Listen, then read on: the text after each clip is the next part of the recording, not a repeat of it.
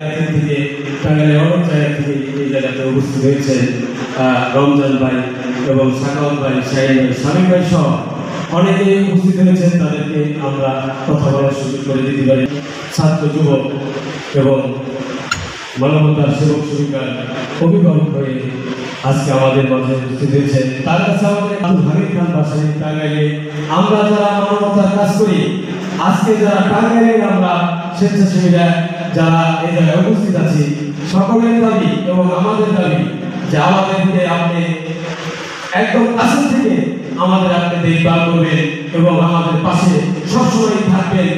আপনি আমাদেরকে একটা টাঙ্গাইলে একটা প্রাণকেন্দ্রে একটা অফিসের ব্যবস্থা করে দিবেন, যাতে আমরা সকল স্বেচ্ছাসেবীরা আমরা এসে এই জায়গাতে থাকতে পারি। ছাত্র জনতার উপরে নিরস্ত্র জনগণের উপরে যারা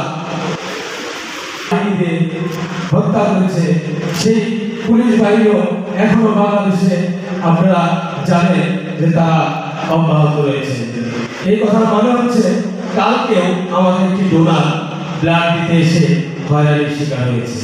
রাত্রি যখন 12টা বাজে আমরা এই জায়গায় কাজ করতেছি, সেই সময় আমাদের উদযাপন কমিটির আহ্বায়ক তার স্বামীর জন্য বিপদ ব্লাড লাগবে, সেই সময় আমরা ডোনার